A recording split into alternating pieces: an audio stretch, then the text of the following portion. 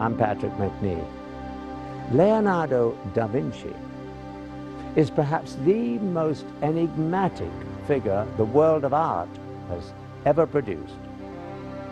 He created two of the most famous paintings in the world, the Mona Lisa and the Last Supper. Although few people know that his entire collection of paintings only numbers 15, including his two most famous, this makes absolute sense when one considers he was also a sculptor, architect, musician, engineer, and natural scientist. Given his varied interests, it's no wonder he found it impossible to devote his life to a single pursuit: painting. Leonardo was possibly the most curious man who ever lived. Everything he saw made him ask, how and why? He was also rather difficult to define. Leonardo used code and encryptions in many of his documents. He often wrote from right to left.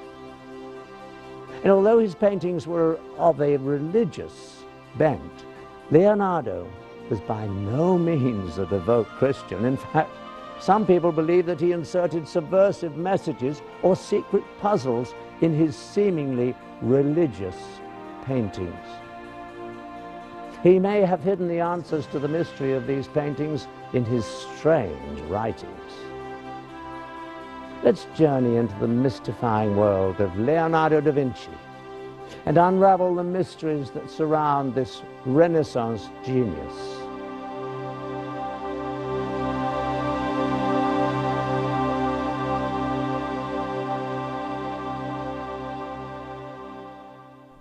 One only needs to look at Da Vinci's Vitruvian Man to glimpse his genius for drawing, symmetry, and guise. At first glance, it is a drawing of a man within a circle and a square.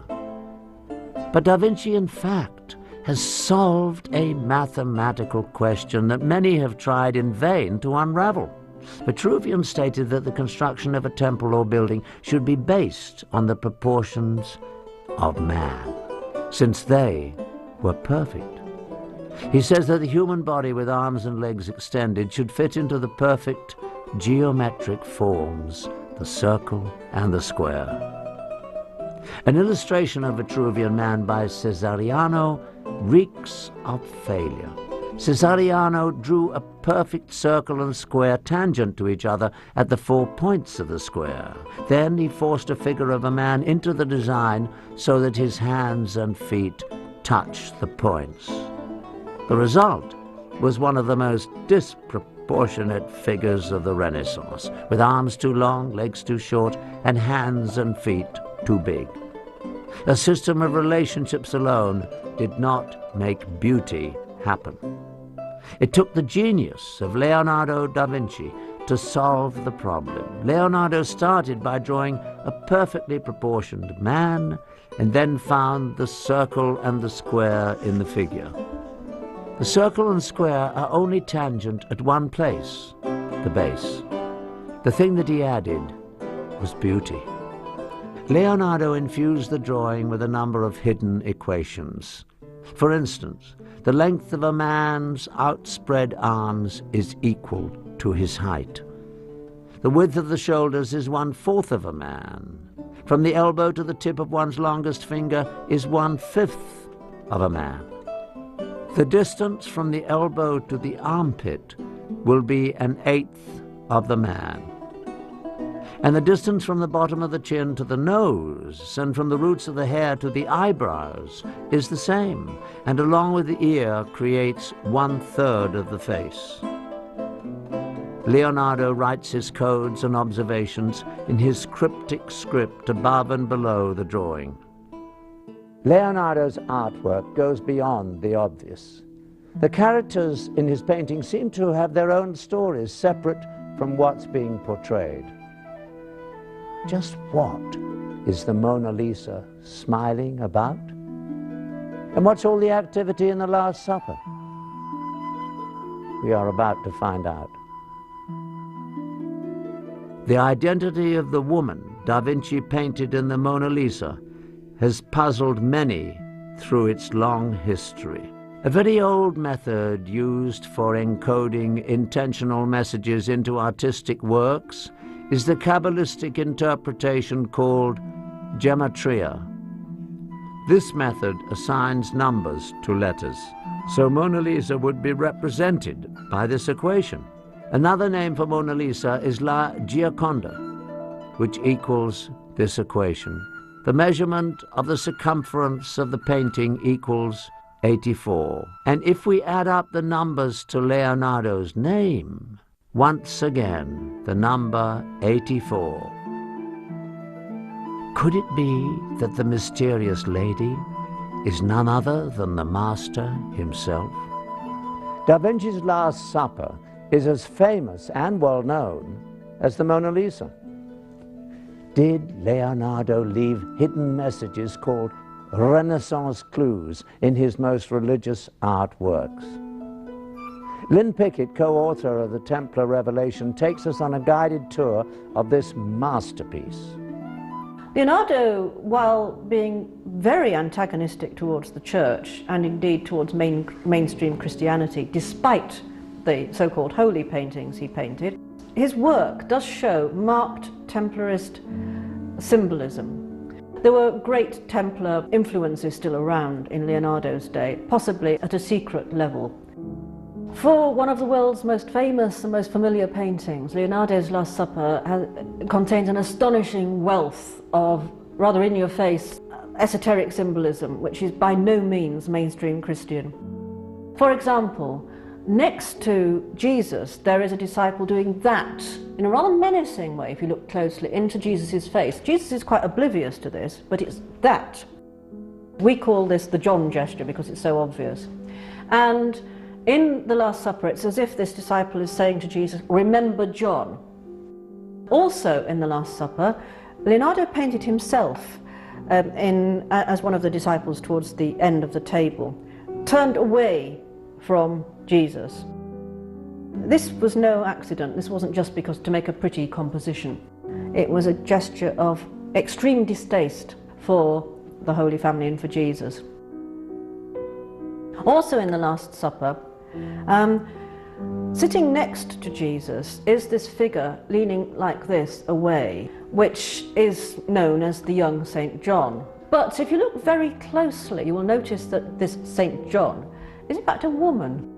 She has a little gold necklace, she has breasts, and the shape that she, together with Jesus, make in the composition is a giant spread-eagled M shape. And this M refers to Mary Magdalene. The Templars believed that Mary Magdalene was Jesus' lover, concubine, partner in sacred sex. This was Leonardo's way of expressing that belief. And so if you look at a painting that's supposed to be a great Christian painting of the Last Supper of Jesus, you are not going to sit there and say, but that looks like a woman, because it's supposed to be St. John, so you will see St. John.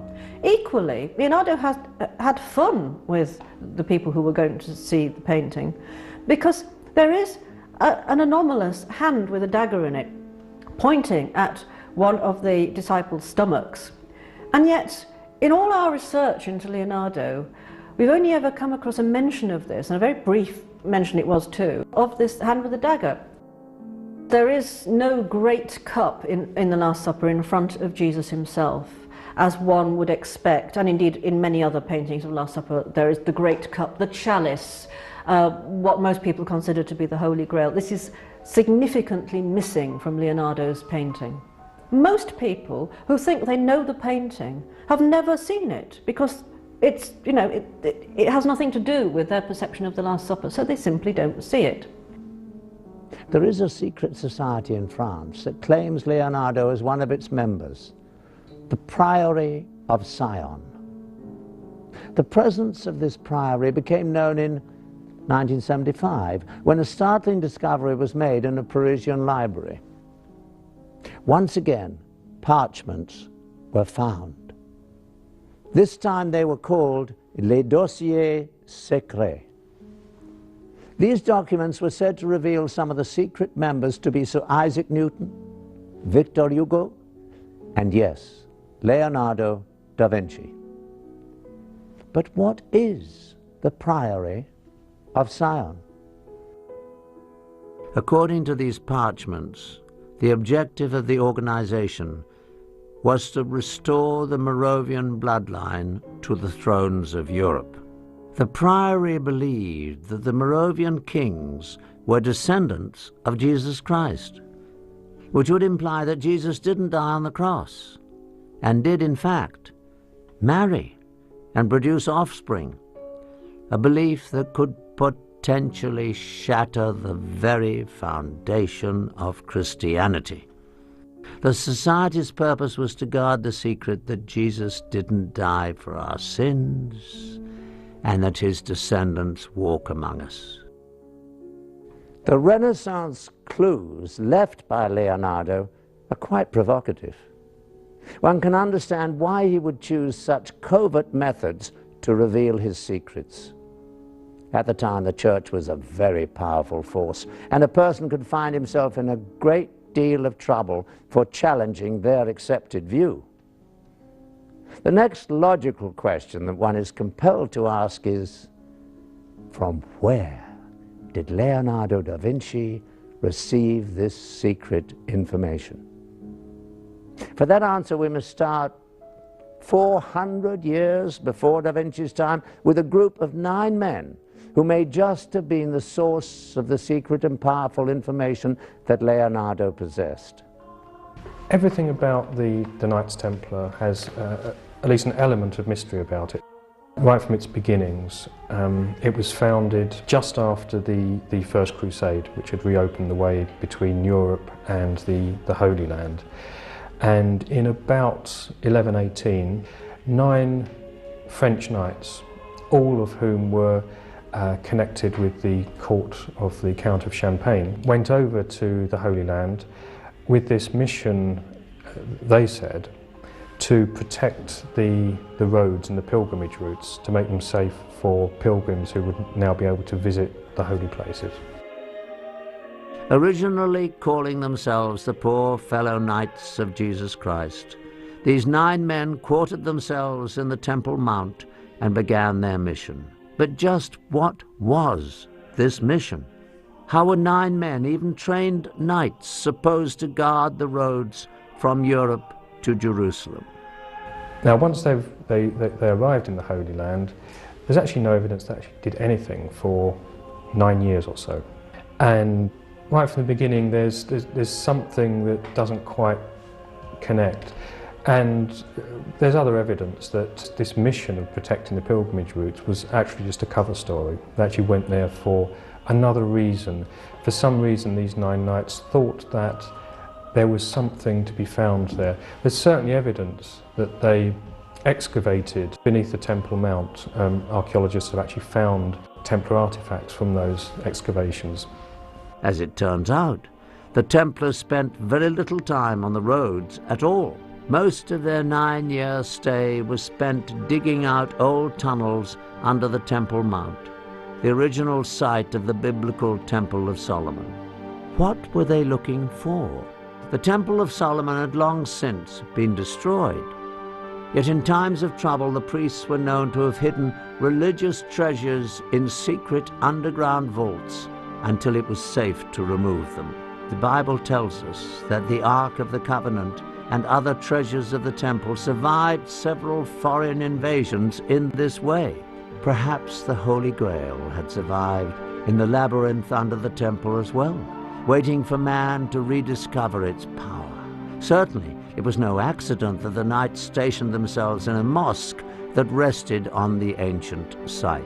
In fact, it was after their stay that they changed their name to the Knights of the Temple, or the Knights Templar.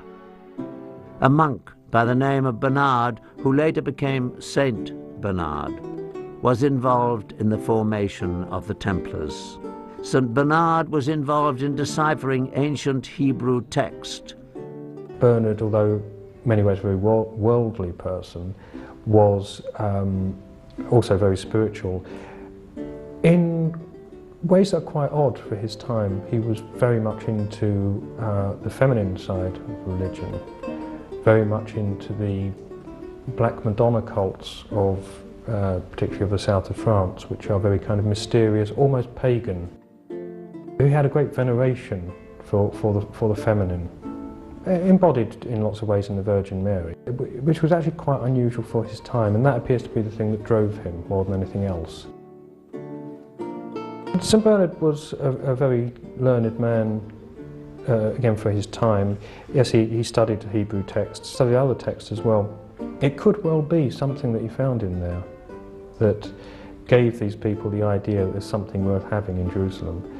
It's speculative, but it's a good speculation. It seems a very logical thing. You have people studying these old documents who suddenly want to get their people to some of these old places mentioned in these documents. They're looking for something. Personally, I honestly don't know what it was they found, except that people considered it important. Nobody knows for sure. Whatever it was, nobody knows where it went. And it's a real mystery. But there's no shortage of theories, any of which could be correct. Documents, Ark of the Covenant, Holy Grail, whatever that is. But they certainly had their secret. A very old text records the find. We repaired to the secret vault and let down one of the companions as before. The sun at this time was at its meridian height, the rays of which enabled him to discover a small box or chest standing on a pedestal curiously wrought and overlaid with gold.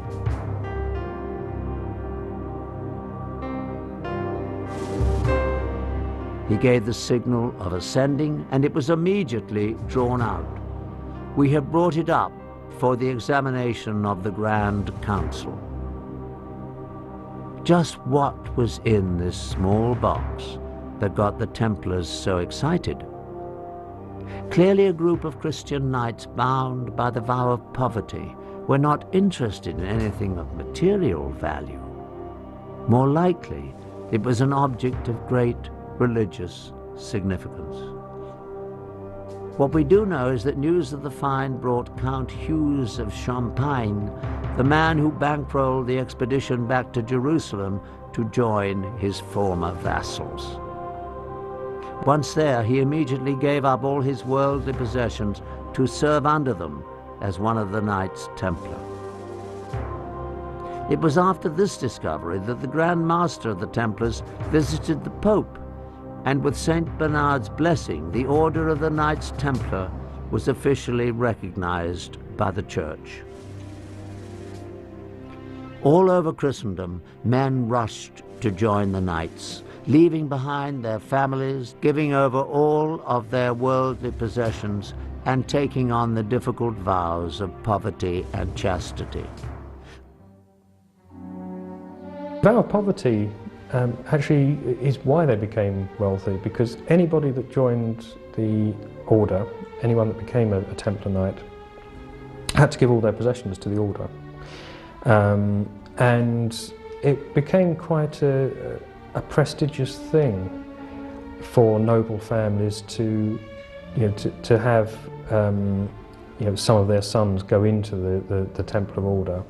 And of course any money and property they had would go into the coffers.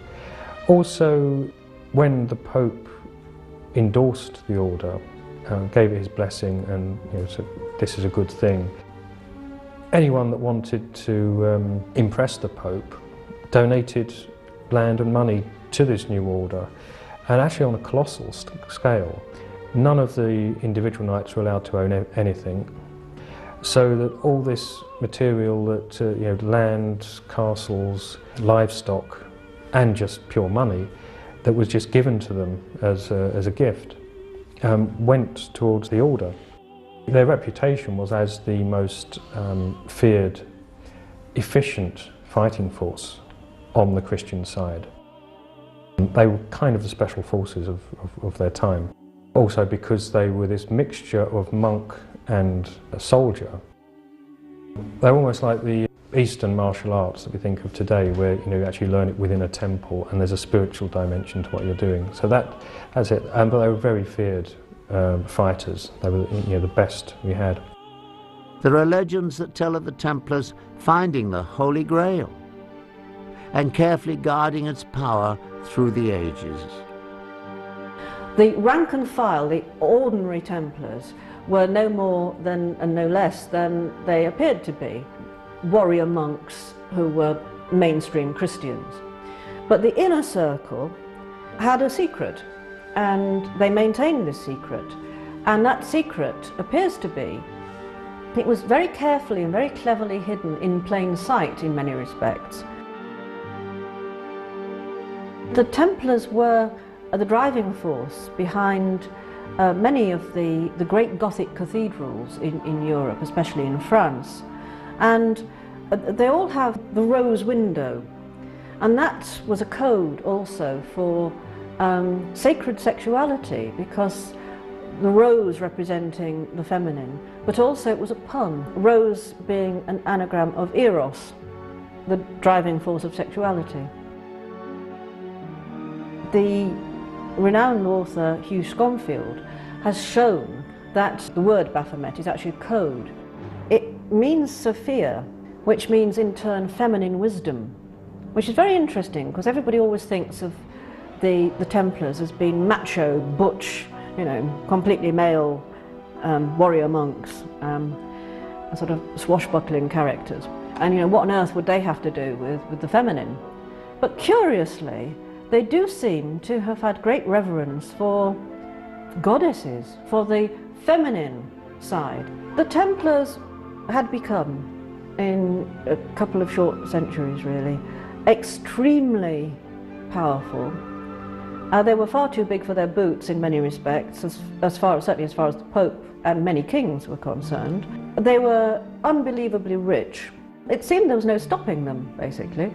Most historians believe that they got their comeuppance because of their wealth.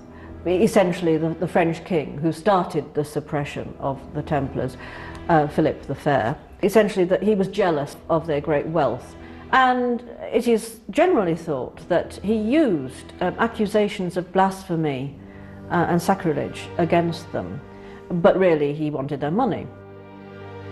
The charges against the Templars were blasphemy and sacrilege, and that they failed to observe the usual reverence for the church, but that was well known. There were sexual elements in the charges, but then there always are when you think about it in charges against heretical groups. They were accused of sodomy, of homosexual acts. They were accused of spitting and trampling upon the cross, of worshipping not just a bearded severed head, but in some extraordinary cases they were accused of worshipping the severed head of a cat. The Catholic Church got the confessions that it needed to suppress the Templars and confiscate their treasury. But did they seize the Templars' most prized possession? After the Templars were suppressed, a new religious group came to prominence in southern France near Carcassonne, the Cathars. The Cathars were an extraordinary group of people, especially for their own day, because they challenged the Church of Rome on many points. They were a kind of purified and basic Christian religion. They were vegetarians, which was very strange in those days. They believed in reincarnation. They had both male and female preachers. They travelled and stopped wherever they were welcome, pretty much as one might imagine Jesus and John the Baptist would have done. They were known by the local people as the good people, which rather says it all, I think. But of course, the fact that they did not acknowledge the Church's authority in any way, that they didn't have churches, they didn't give any money to any organisation that the Church of Rome could organise and take from. The Cathars may well have had secrets that threatened to undermine the authority of the Church, secrets about Christianity. And it does seem that they had some knowledge certainly a very strong belief indeed, because they actually went to the torture and to a very, very painful death, believing this, without recanting it, that Mary Magdalene was actually Jesus' lover. This, of course, still is counter to mainstream Christian belief. They appear to have had a Gnostic gospel, which we no longer know about. And this may have been their own version, if you like, of the Holy Grail, their great treasure. When they were finally exterminated, their extermination was long and drawn out and extremely painful, but it culminated on March the 14th, 1244, at the extraordinary citadel of Monsigur in the foothills of the Pyrenees, on the border between France and Spain. The Crusaders camped in the valley, and above them, this sheer rock, it is quite the most astonishing thing, goes straight up into the sky, and on the top of that is the citadel, the Cathar citadel of Monsigur.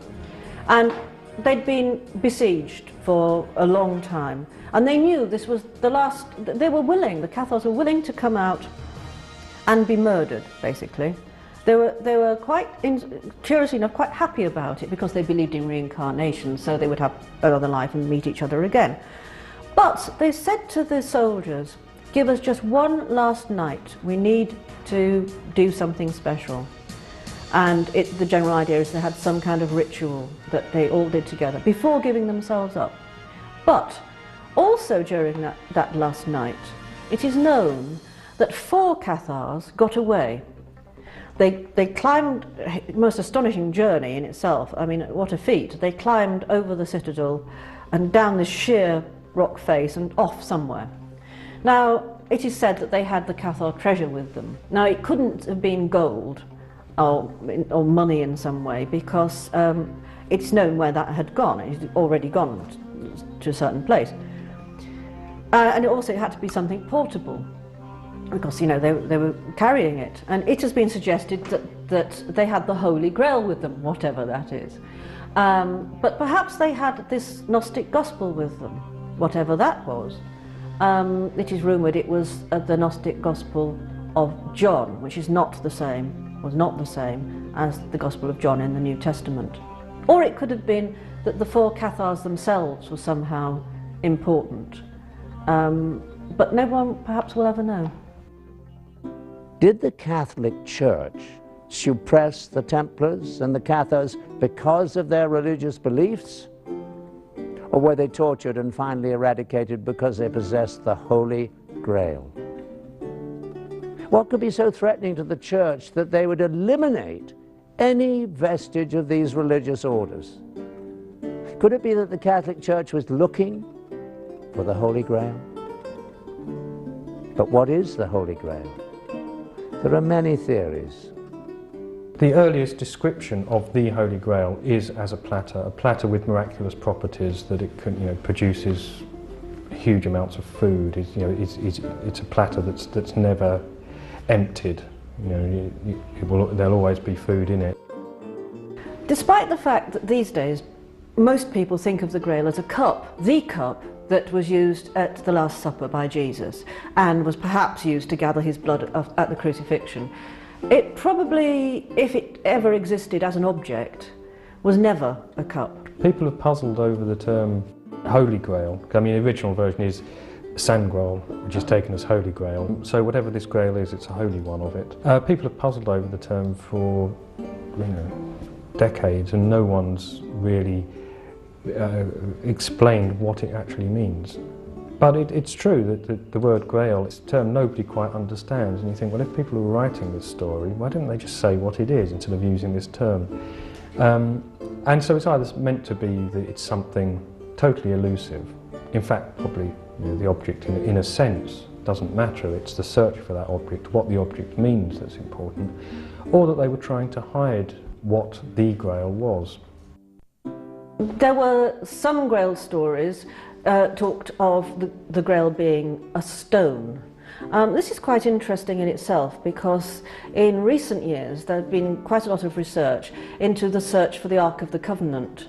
And for the tablets that were supposed to be, that God wrote the Ten Commandments on and put in the Ark of the Covenant. It may be that the Grail stories, in which the Grail, the secret object, was something like a lance, is connected, perhaps somewhat cynically, with the relic trade, which was just picking up business at the time of the most popularity of the Grail stories.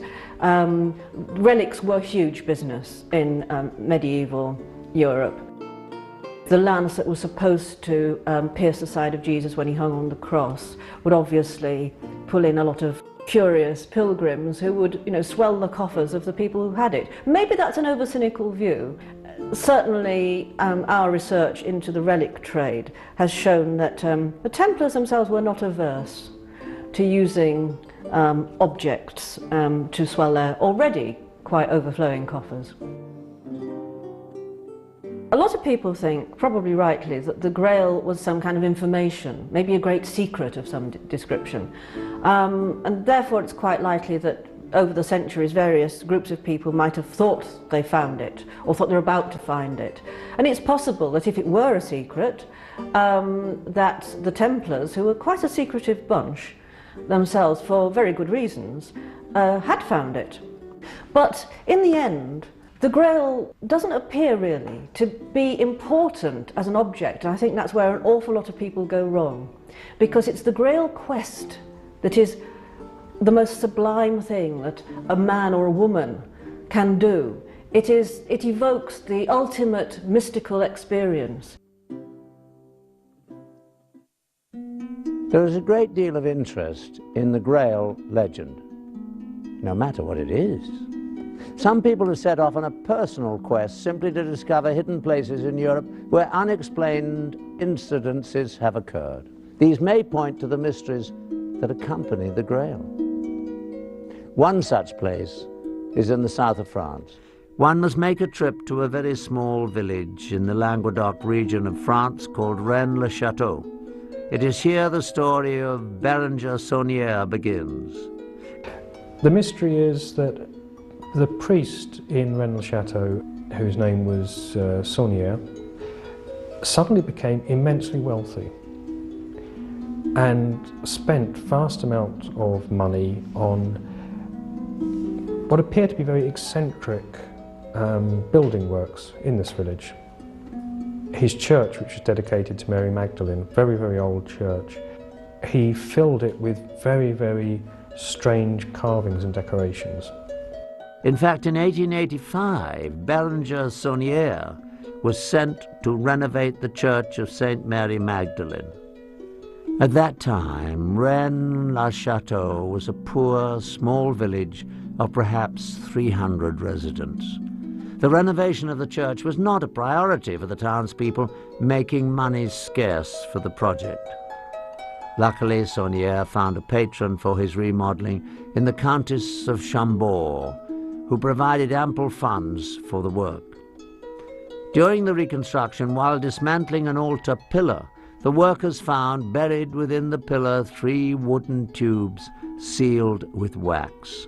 Within the tubes were a number of parchments. Saunière, an educated man, tried to decipher the text of these parchments with very little success.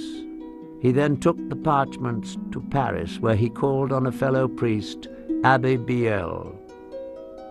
Biel had more success decoding the parchments. The nature of the inscriptions were never revealed. Yet, as more parchments were deciphered, Saunière's social stature in Paris society began to elevate. It was on his return from Paris that the priest's fortune began to change.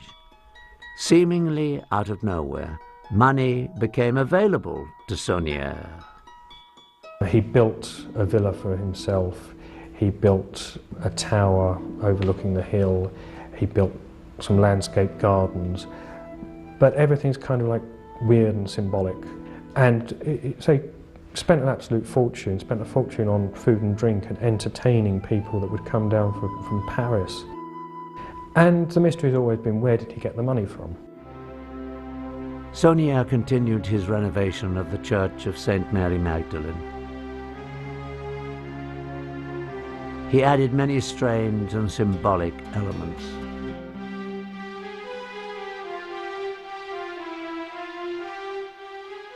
The Latin greeting over the door, Terribilis iste locus este, translates to, "This place is terrible." The baptismal font is supported by the devil. And perhaps strangest of all is the exalted position of Mary Magdalene, not the most revered biblical image. His church was named for her. He erected a tower called La Tour de Magdala, the most outstanding feature of the small town. Could that be the connection between Saunière and his reverence for Mary Magdalene? What Saunière found, there have been lots of theories about what he might have found, and the usual suspects really. There's some people think he might have found where the Ark of the Covenant had been hidden by the Templars. People think he might have found the Holy Grail. People that might think he might have found some great secret connected with alchemy that made him be able to produce lots of gold. They are all theories. No one's actually come up with anything solid. If Saunière's life was filled with mystery, his death was as well. Upon his deathbed, Saunière summoned his good friend Abbé Rivière to administer last rites. Rivière left the dying man's room with a look of shock and fear, as if he had seen the devil himself. It was said that Rivière spent the rest of his years as a recluse, speaking to no one.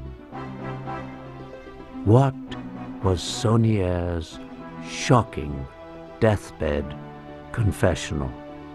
Did he possess the secret bloodline of Jesus? Did his fortune come from blackmailing the Vatican? Rennes-le-Château is in an area of France that really was the Templar heartland. Although the Templars owned so much property everywhere in Europe, a third of everything they owned was in the Languedoc, this area of south of France, where Rennes-le-Château is. So that was the big area for them.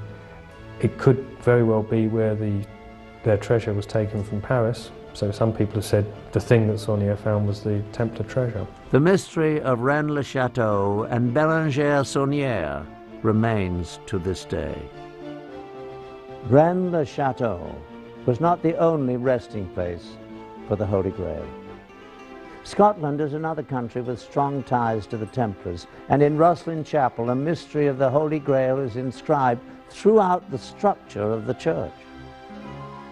Rosslyn Chapel has been described as the most superbly carved reliquary of the Holy Grail. It records every known spiritual pathway at the time it was built in the mid-15th century. And it was built as a memorial to the beliefs of the Knights Templar. But the masterstroke in bringing the Knights Templar teachings to the wider world was the creation of the legends of the Holy Grail. It supposedly tells the story of a search for a holy relic associated with Jesus, the cup used at the Last Supper, or according to another version, the cup that was used to catch Jesus' blood after the crucifixion. But, and I intend to believe this, that masterly American, wonderful man, Professor Joseph Campbell, says that it was nothing more nor less than a coded pathway of initiation, a spiritual pathway that told a very different truth to that told by Holy Mother, the Church, that in fact encompassed the true teachings of Jesus. Teachings that teach us to live according to we thinking rather than me thinking, and to give the fruits of the sacred knowledge that is granted at initiation, not for personal salvation or any personal motive of gain, but to benefit the entire community within which you move. The Knights Templar transformed the face of Europe, and with their banking system they invented the note of hand, the checkbook and the credit card, which may come as something of a surprise to Barclaycard, Visa and American Express. But the credit card was invented back in the 12th century by the Knights of the Holy Grail. But more importantly, through their teachings, through the Grail legends and through the use of the tarot cards, they passed the message that direct access to God was possible by ordinary people without the intervention of the Church. And like all who preached heretical messages, they came to a violent and a sticky end. We owe a great debt to the Knights of the Holy Grail. But we are missing the point entirely if we think their true effects were simply political or military. Brave and all as they were, stupendous as the transformation was in Europe as a result of their actions, the real heart of their message is one that is a vibrant one and one of great importance to more and more people at this particular time. The search for spiritual enlightenment, the true search for the Holy Grail. And to our right, on this grassy bank, underneath there, was the famous library of the Sinclairs, which held a priceless collection of manuscripts. And it was during the construction of the chapel, when this castle took fire, that Earl William was more concerned with the safety of his writs and charters, his priceless manuscripts, than he was for the ladies of the house, which was rather an odd situation for a very chivalrous man. Those writs and charters included some of the documentation which had been excavated from under the Temple Mount in Jerusalem by the Knights Templar, and which Knight and Lomas now claim, and I tend to agree with them, lie buried in the vaults beneath Rosslyn Chapel.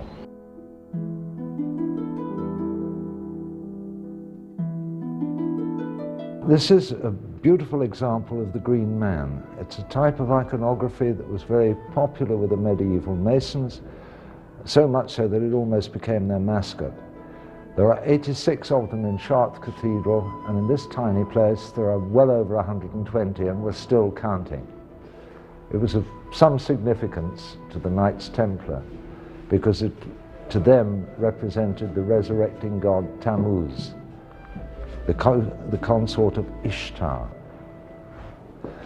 Another sign of Templar involvement is the symbolism known as the Templar seal, and we see it up here at the top of this pillar. Two hands pulling aside curtains, revealing a paschal lamb with a flag above it. The retrochoir is separated from the main body of the chapel by three very important pillars. The symbolism behind these pillars was of great importance to the Knights Templar and to their later heirs, the Freemasons. The first pillar, to my right, is the Mason's pillar, intricately carved, and it represents wisdom.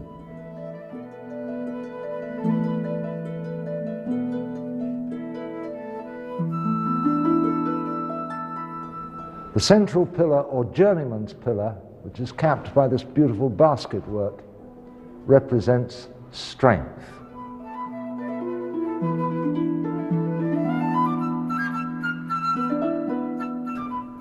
But the third pillar, not surprisingly, is held to represent beauty. It's a representation of the tree of life with the dragons of Niflheim gnawing at its roots. The three pillars, wisdom, strength, and beauty, should stand on the sure foundation of truth and justice, which are the true foundation of any lodge of fraternal Freemasons, and which, of course, were the founding principles on which the Knights Templar were built. Another sign of Templar symbolism is the Mandelion, a cloth imprinted with the face of Jesus, such as the Shroud of Turin, or in this case, the Veil of Veronica, where the legend says that Veronica wiped the face of Jesus en route to Calvary, and his face was, as if by magic, imprinted on the cloth. And you can see in the carving the face gleaming from the top. This lintel has carved upon it a quotation from the book of Esdras.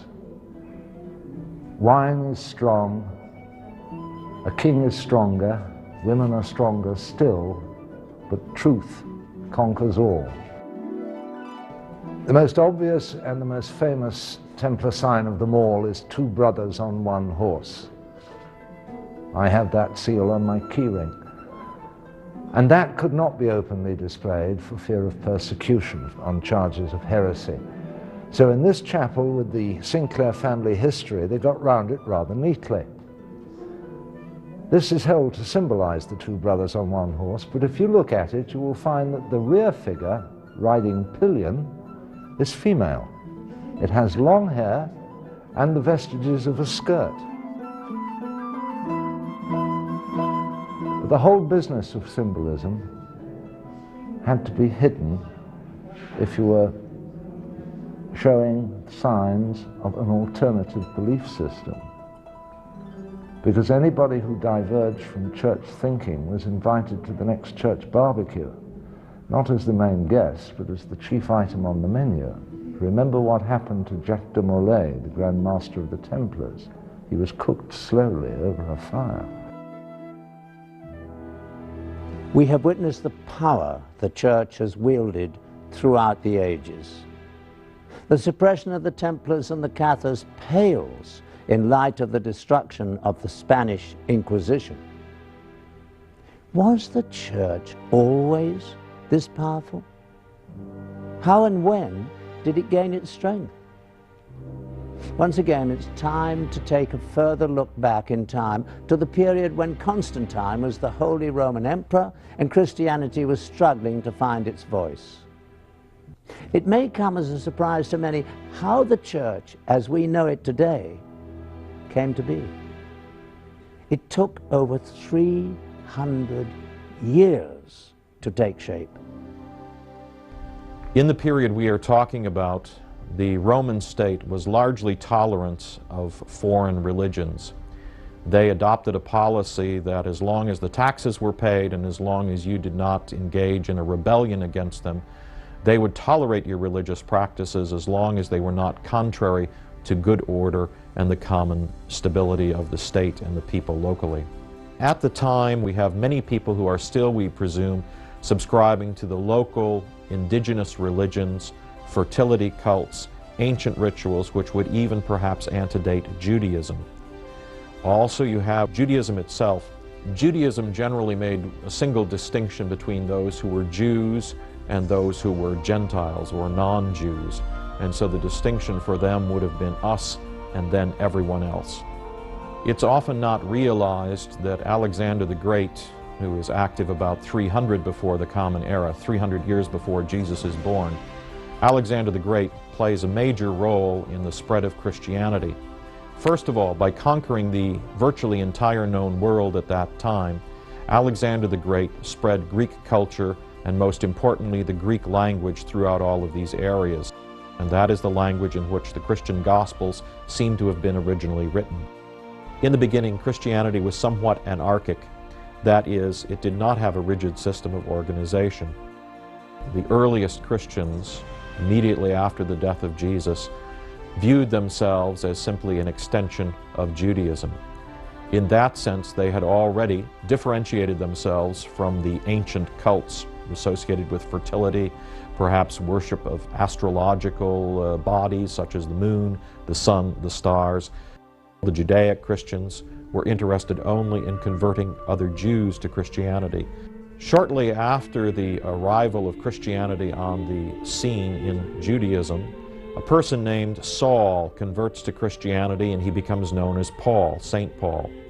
His vision of Christianity is somewhat different than that of James and the earliest Christians in Jerusalem. He receives the message, the understanding, that all human beings, regardless of their racial or religious background, can become Christians.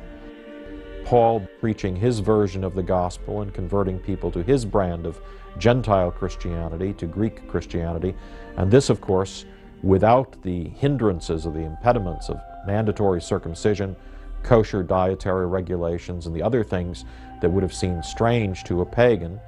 Without those things, Gentile Christianity flourished and was successful and became the dominant form of Christianity that, of course, we know today.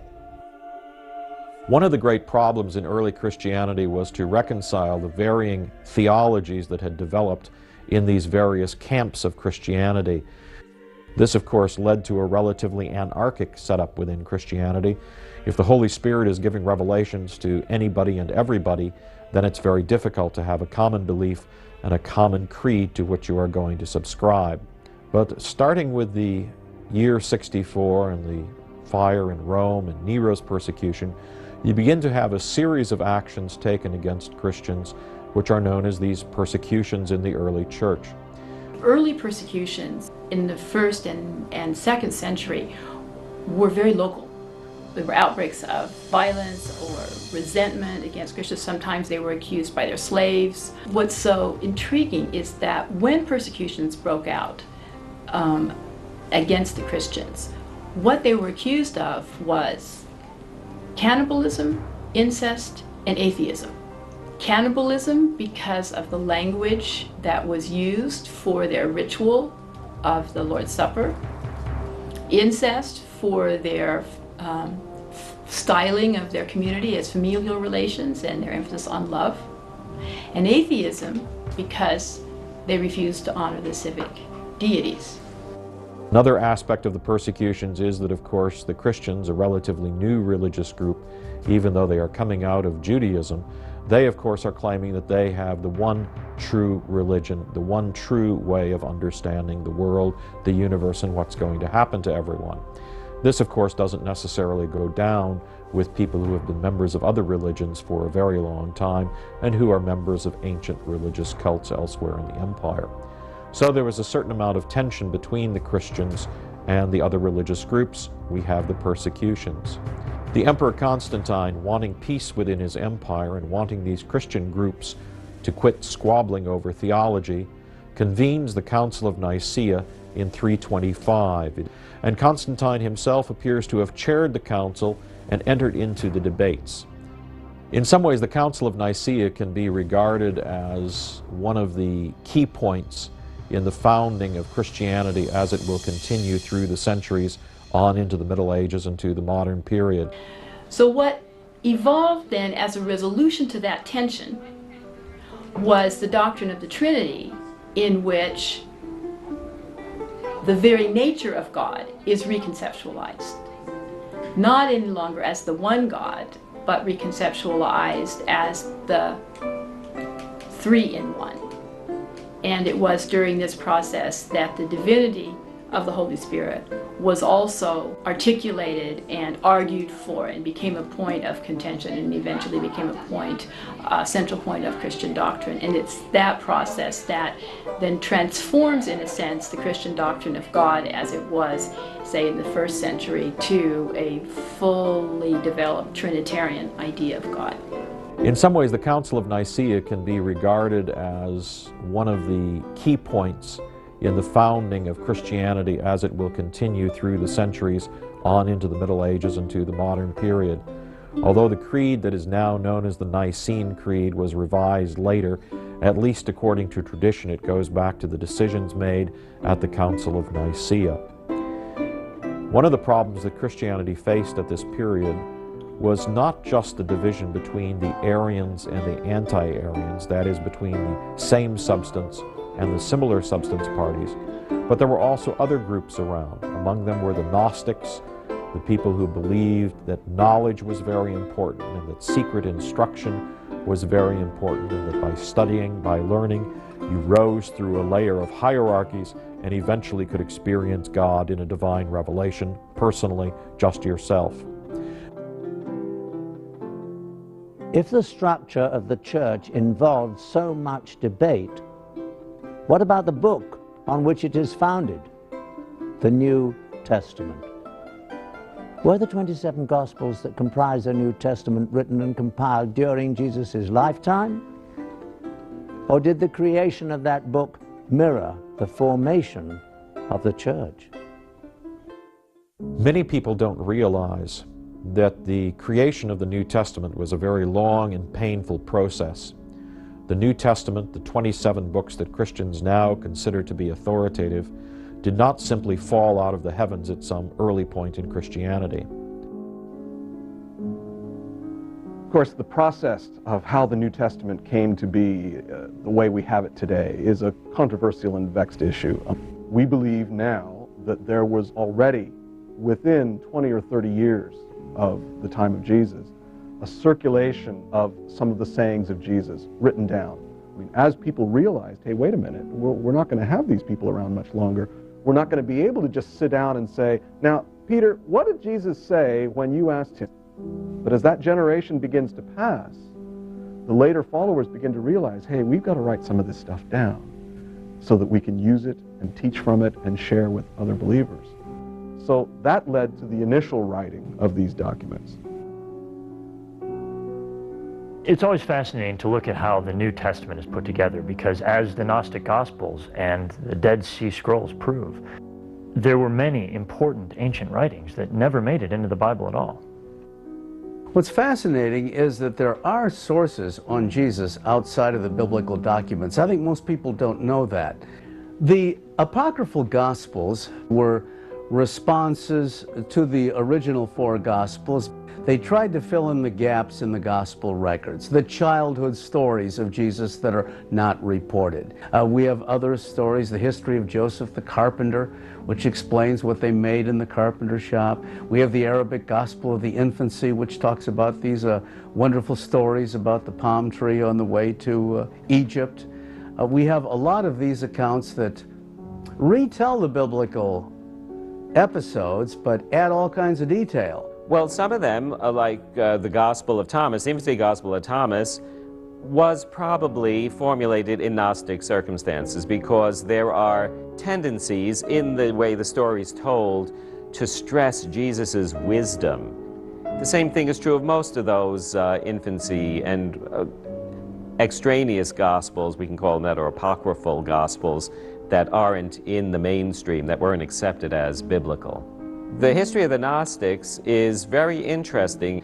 Even as early as the 2nd century, that movement was a very strong movement. The Gnostic type of Christianity was the dominant type of Christianity. Gnosticism comes from the term gnosis, to know, that is knowledge.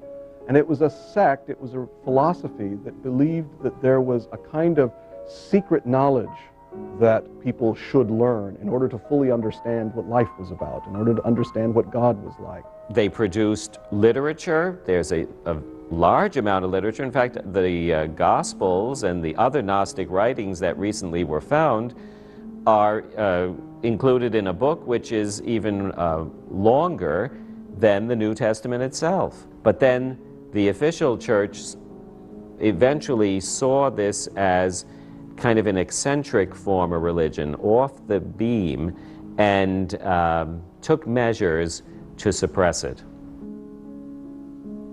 What happened to these Gospels, and why were they eliminated? Well, at one point, actually, the bishops of Rome condemned them and said they weren't to be used anymore.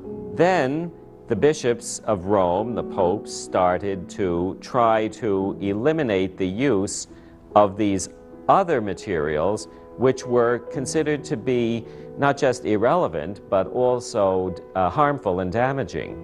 One of the people there saw that the writing was on the wall for this Gnostic literature and put it all together and hid it at the face of a cliff. How the Gnostic Gospels were brought back to life is as mysterious as the Gnostic sect itself. The discovery of the Gnostic Gospels is an incredible story. It occurred in December of 1945 in Egypt along the Upper Nile River, about 300 miles to the south of Cairo. There was a group of camel drivers who were looking for fertilizer along the banks of the Nile. And one of the camel drivers happened upon an earthenware jar. Ali! Ali, come quickly! What's going on?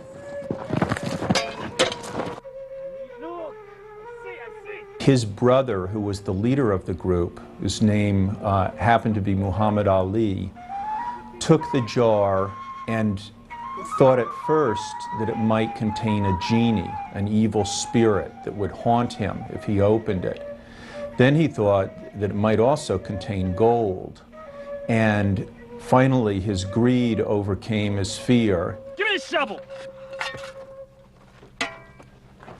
And for a few moments, he thought that he had discovered gold because the air was filled with tiny pieces of this yellow substance. And he very quickly realized that rather than gold, they were tiny pieces of papyrus. When Ali unraveled the leather pouches, they contained old papyrus texts. The men left discouraged after seeing what they thought were worthless pieces of paper. Ali did take the contents of the earthen jar back with him, hoping to sell the leather for some money. He didn't realize that the papyrus papers he had found were Gnostic writing, long thought lost. The texts went through the hands of the Egyptian black market until American historian James Robinson took possession and began to translate them. They were, in fact, priceless manuscripts, and that would constitute one of the most important archaeological finds of the 20th century. We appear to have traveled a great distance from Leonardo da Vinci to the New Testament and then to Egypt and the discovery of ancient texts. Yet their path illuminates the fact that Da Vinci may have known about the secrets that the Church tried to suppress for most of its history. Was Leonardo da Vinci a member of the Priory of Sion? Did he paint the figure of Mary Magdalene into the Last Supper? Did she produce heirs to his bloodline? We may never know for sure. It's interesting to note that the only post-ascension references to Mary Magdalene occur in the Gnostic Gospels, Gospels suppressed by the Church. The Gnostic Gospel of Philip says, there were three who walked with the Lord at all times, Mary his mother, her sister, and Magdalene, the one who is called his companion. Another Gnostic Gospel describes how Mary Magdalene aroused the jealousy of the apostles because she was the close consort of the Lord, who often kissed her on the mouth. One thing is for certain, the mystery of Leonardo's codes and who Mary Magdalene really was will forever spark people's imaginations. I'm Patrick McNee. Thank you for joining me on this fascinating journey.